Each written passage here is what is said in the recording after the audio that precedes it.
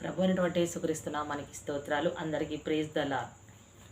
అభినయ్ దర్శన్ గారు ప్రవీణ్ పగడాల గారి గురించి మాట్లాడిన మాటలు ఏమిటంటే, ప్రవీణ్ పగడాల గారు మందు తాగగా చూస్తున్నారట. ఎవరు? అభినయ్ దర్శన్ గారు, అజయ్ బాబు గారు.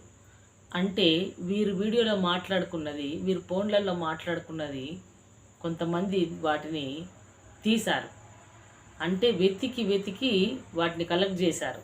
ఎందుకో తెలుసా? వీరు చాలా బాగా మాట్లాడుతున్నారు ప్రవీణ్ పగడాల గురించి అని వీరి మీద వారికి ఉన్న అభిప్రాయాన్ని బట్టి వారు వెతికి కలెక్ట్ చేశారు. అప్పుడు అభినయ్ దర్శన్ మాట్లాడుతున్న మాటలు, ప్రవీణ్ పగడాల గారు తాగుతారండి, నాకు తెలుసు, అజయ్ బాబుకు తెలుసు, మా ఇద్దరికి తెలుసు అతను తాగుతాడు, ఆ రోజు కూడా తాగాడు అని. అంటే ఒకటి ఆలోచిద్దాం. ప్రవీణ్ పగడాల గారు లోకంలో ఉంటున్నప్పుడు అభినయ్ దర్శన్ అనేవారు ఎవరు? అసలు అభినయ్ దర్శన్ అనేవాడు కనిపించాడా? ఎవరికి తెలుసు? వారి చుట్టుపక్కల ప్రాంతాల వారికే తెలుసు కదా. యూట్యూబ్లో ఎక్కడా అతని స్పీకర్గా పిలిచినట్లు కానీ, అతని మెసేజ్ ఎవరన్నా విన్నట్లు కానీ ఎక్కడా లేదు.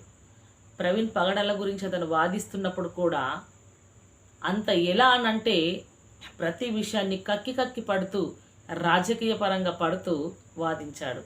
అందరూ కలిసి సేవకులు ఇదింతటితో ఆపేద్దాం అనుకుంటున్నాం, ఏం చేద్దామని నిర్ణయం తీసుకుందాం, తర్వాత నిర్ణయం తీద్దాం అని మాట్లాడితే అందులో ఉన్న వారందరికీ, పెద్దవారికి, అనుభవ జ్ఞానం గల వారికి ఎవ్వరికి చెప్పకుండా, మీటింగ్ అరేంజ్ చేసిన వారికి కూడా తెలియకుండా వచ్చి అభినయ్ దర్శన్ సరాసరిగా వచ్చి వారితో మాట్లాడారు.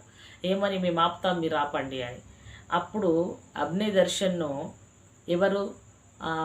అని జాన్సన్ గారు గద్దించారు లైవ్లో. అంటే వీరు ఏం చేస్తున్నారు అన్నట్లు ప్రవీణ్ పగడాల మీద బురద చల్లుతున్నారు. ఎవరు? మేము పోరాడుతున్నామని అభినయ్ దర్శన్. ఎందుకు బురద చల్లుతున్నాడు? ఈయన హైలైట్ కావాలి కదా. మరి ఈయన గురించి, ఈయన విశ్వాసులు, ఈయన చుట్టుపక్కల ఉన్నవారే ఎవరు? ఈయనంటే అభినయ్ దర్శన్ గురించి ఆయన మందు తాగకుండా ఇప్పటి వరకు కూడా ఉండడు అని. ఆయన మెంటెనెన్స్ కూడా సినిమా హీరో లాంటి మెంటెనెన్సే కానీ సేవకుడు మెంటెనెన్స్ ఉండదు. ఏంటయ్యా అభినయ్ దర్శన్, నీవు ప్రజల గురించి అదేవిధంగా, సేవకుడి గురించి అదేవిధంగా ఉన్నతమైన పరిచర్య చేశాడు, ఘనమైన దేవుని సేవ చేశాడు, ఘనముగా వెళ్ళిపోయాడు. అటువంటి వారిని తెలియని అన్య ప్రజలు అతని మీద నిందలేశారంటే అర్థం ఉంది. మరి నీవు ఎవరు? అతను మరణిస్తే తప్పను బయటకు రాలేవు. అతను మరణించిన తర్వాత నీ నోటి ద్వారా నీవు గట్టిగా మాట్లాడడం ద్వారా ప్రజలకు కనబడాలని దాని ద్వారా నువ్వు బయటకు వచ్చావు. మరి ఏంటి? ప్రవీణ్ పగడాల జీవితంలో ఇప్పుడు సమాజం నేర్చుకుంది ఏంటో తెలుసా? ప్రతి వారిని క్షమించాలి, ప్రతి వారిని ప్రేమించాలి, మనిషిని మనిషిలా ప్రేమించాలి.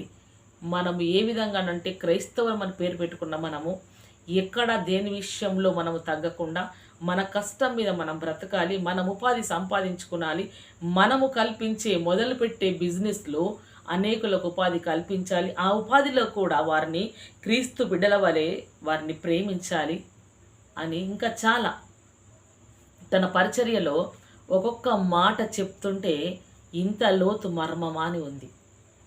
అది ఒక్కరమే కాదు, వీడియో చూస్తున్న వారము, తెలిసి యూట్యూబ్ పరిచర్యలో ఉంటున్న వారము, తెలియక కూలి పని చేసుకుంటున్న వారము అని కాకుండా ప్రపంచం ఆయన మాటల కొరకు వేచి ఉంటుంది. ప్రపంచం ఒక్క వీడియో ఒక్కటి ఎవరి దగ్గరన్నా షార్ట్ వీడియో వస్తే దాని కొరకు తేరి చూసి వింటుంది. ఎందుకో తెలుసా? అందులో సత్యాలు ఉన్నాయి, అందులో మర్మం ఉన్నది, అందులో మార్గం ఉన్నది, అందులో బలం ఉన్నది. కాబట్టి ఆ మాటలు వింటున్నారు. నీ మాటలు ఎందరు వింటున్నారు అభినయ్? నీ మాటలు ఎందరు వింటున్నారు? ఎందరికి రక్షణ ఇచ్చావు? ఎందరికి మారు మనసు కలిగించావు?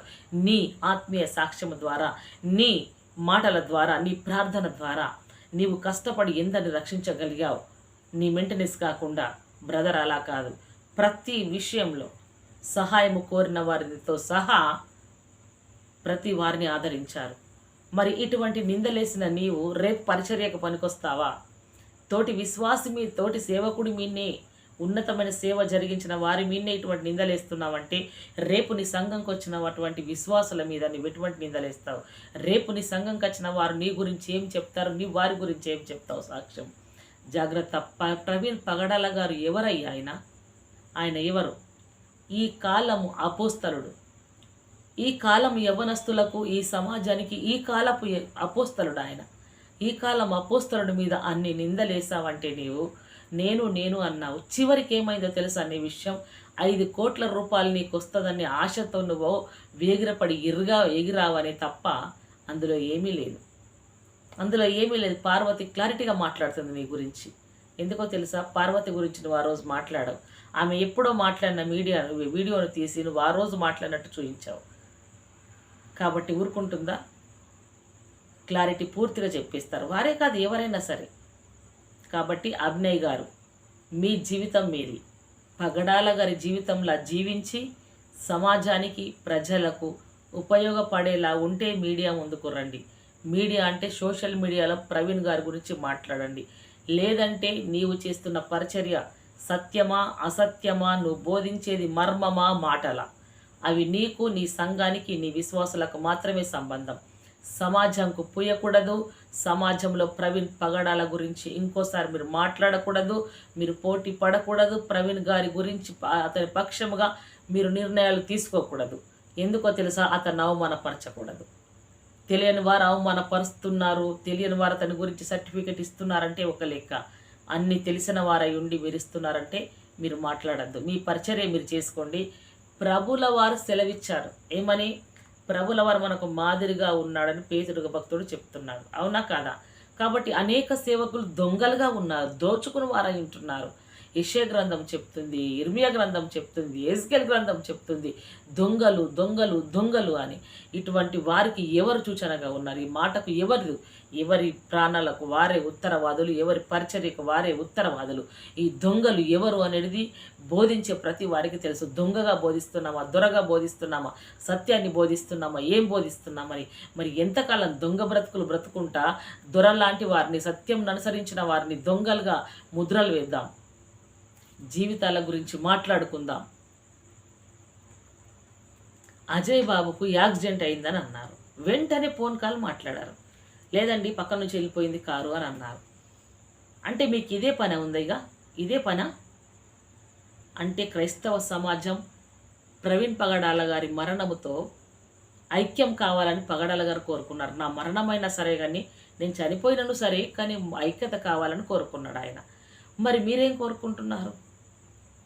రాజకీయ వ్యాప్తంగా మీరు బలపడాలి అని మీరు కోరుకుంటున్నారు. ఎవరి సమాధి మీద? ప్రవీణ్ పగడాల సమాధి మీదనా? జీవితాలు మార్చుకోండి. సత్యానికి స్తంభాలుగా ఉండండి. తినడానికి తిండికి లేకపోతే దేవుడు కాకోలములతో ఆహారం పంపిస్తాడు. పస్తులు మాత్రం ఉంచాడు తన పిల్లల్ని. నీతిమంతుల పిల్లలు బిచ్చం ఎత్తుకోరు. కాబట్టి ఇటువంటి మాటలు మాట్లాడి బిచ్చం ఎత్తుకుంటున్న వారి వలె ఉండద్దు. ఇటువంటి మాటలు మాట్లాడితే ప్రజలు జై కొట్టి మా వైపు తిరుగుతారని భిక్షం కాదా అది? దాన్ని భిక్షం అనరా? కాబట్టి భిక్షాటన మానేసి సువార్త పర్యాటన చేద్దాం. సువార్తను ముందుకు తీసుకెళ్దాం. తెలియని ప్రజలు మన దేశంలో ఎందరో ఉన్నారు. నశించిపోయే ఆత్మలు ఎన్నో ఉన్నాయి. తెలియకనే ఎందుకు మరణిస్తున్నారో తెలియకుండానే పసిబిడ్డలు లాంటి వారు విమానాల్లో కానీ ఎందరో కూలిపోతున్నారు, కుప్పకూలిపోతున్నారు. దేవుడు నీకు నాకు ఇచ్చిన రక్షణ పాత్రను చేత పట్టుకొని ప్రతి వారికి ఆ రక్షణ వస్త్రాన్ని ధరించుటకే ముందుకు సాగుదాం. వీటి మాటలు దేవుడు మన ఆత్మలను దీవించి ఆశీర్వదించునుగాక. ఆమేన్. Praise the lord.